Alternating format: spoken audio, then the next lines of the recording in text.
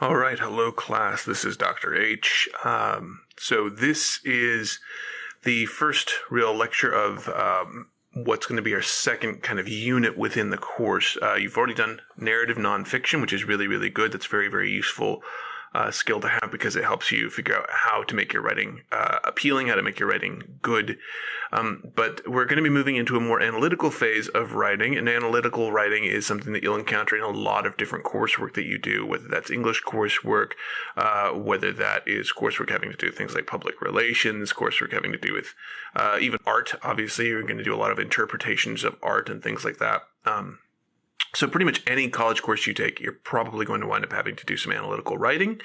And so we're going to have a whole section on that. Unfortunately, of course, I am out of the office during this first initial phase of it, but that's okay because we have to have something to analyze. We have to be working together to analyze some particular text.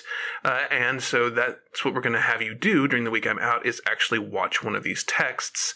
And we'll get into kind of what I mean by that here in a minute. And that will give us something to focus on, something for you to analyze, something for you to work with while I'm gone.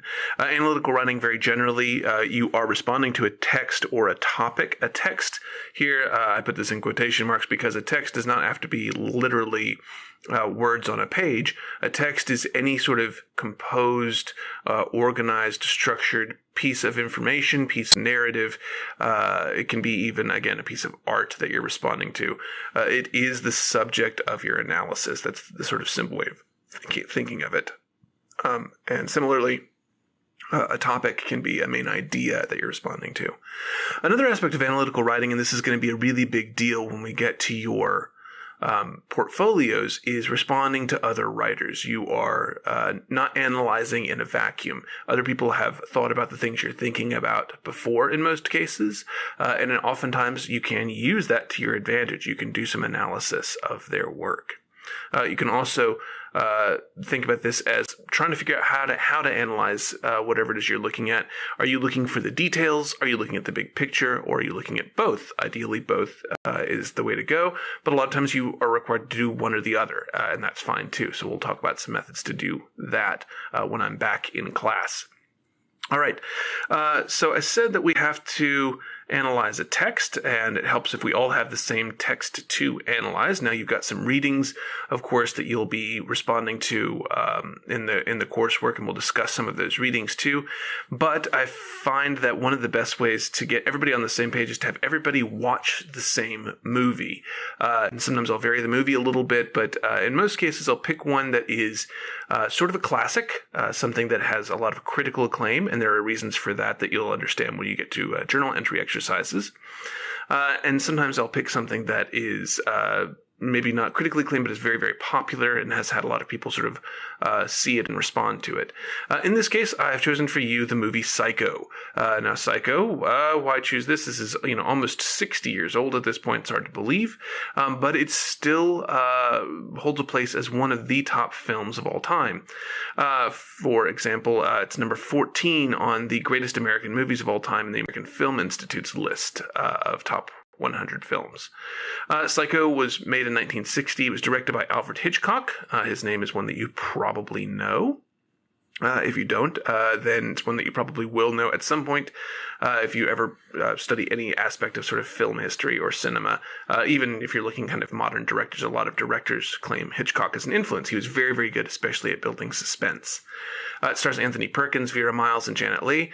Janet Leigh got a lot of sort of flack for her performance in this in some ways, and we'll talk about that in a minute.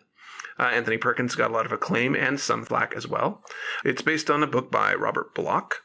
As I said, it's ranked usually consistently somewhere in the top 100 films of all time. And it is loosely based on a true story. Now, that is very, very loosely based on a sort of true story that has also been the basis for a lot of other films. So, for example, the story that inspired this film is also the exact same story that inspired the Texas Chainsaw Massacre and Silence of the Lambs. So, if you know anything about any of these films, you know that they don't really seem the same. And so basically it's a very small number of details, a very small amount of information is used to sort of inspire a lot of different films. So don't read too much into it that this is based on a true story. It's only very loosely based on a true story. What I want you to be doing is watch these details as you're thinking about the film.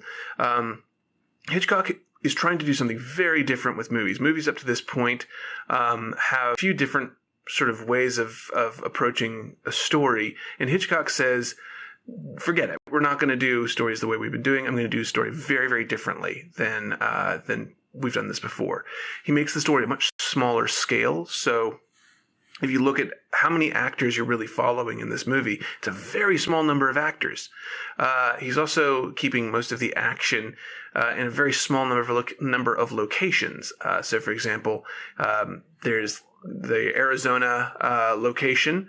Then there's sort of the open road for a very little while, and then there's the hotel, and that's it. You're really stuck with mostly those three locations. There's a little bit outside of that, but that's really basically it.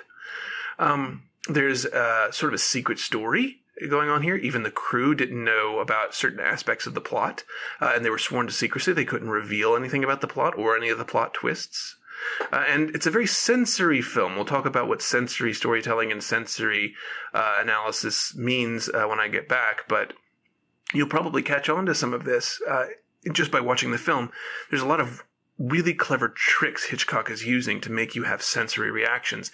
So he's using a different size lens for the film. So it's a 50 millimeter lens on a 35 millimeter film, which basically creates a very realistic depiction of human vision and human perception, and it creates distortion in certain ways. It's black and white. There were color films being made. There's no reason to make it in black and white except that he wanted to. He chose to make it in black and white partly because of the theme of the film. That actually ties into the main theme of the story. The score is by Bernard Herrmann. If you've ever heard that fun Kill Bill whistling track, then you know that composer. Bernard Herrmann is famous for doing these kind of interesting, quirky, weird sorts of instrumentations, and he got a 1/3 pay bump because his work was so good on this. Think about also, as you're listening, there's only one kind of instrument being used, so pay attention to that. That might be worth remembering. People have reacted to this movie intensely for many, many years, almost 20 years. Almost 60 years. This film has been gaining massive amounts of responses from lots of different sources. It gets referenced and parodied and honored. People either love it or hate it. The stars, while they were making it, didn't know a whole lot about it, but afterwards started receiving death threats just for having been in the film. Hitchcock was banned from filming at Disneyland because of the film. After he made this movie, he was not allowed to film. He was supposed to be making a movie that had part of it set at Disneyland. He was not allowed to do that because the film was so shocking. There are lots of parodies and homages and sequels. So there were 3 direct sequels to it between the 80s and the 90s. There was a direct film remake, 1998 film remake, I believe. It was a shot-for-shot remake. I think it was maybe Gus Van Sant that did that. There's a TV series called Bates Motel, which I have here as 2013 to open-ended. I think it actually closed up filming a year ago, so I think it's done now. Lots of film and TV references. If you're able to click through and see some of the links, it's definitely worth doing it because there's a lot of references to it. Things like The Simpsons and South Park have referenced this film a lot. There will be scenes in it that you see and you go, oh, that's what that's from, and it'll be pretty straightforward. What should you be watching for? I want you to be paying attention to a few things as you watch this film. Watch for who is the hero of the story. Who are you supposed to be following? Who's the good guy or good girl in the story? And who's the villain? It may not be as easy to determine as you think. Also, pay attention to which story you're following. Who are you following and where are they going? Where is the film starting and where does it end? Why does it start where it does? Why does it start with the story in Phoenix?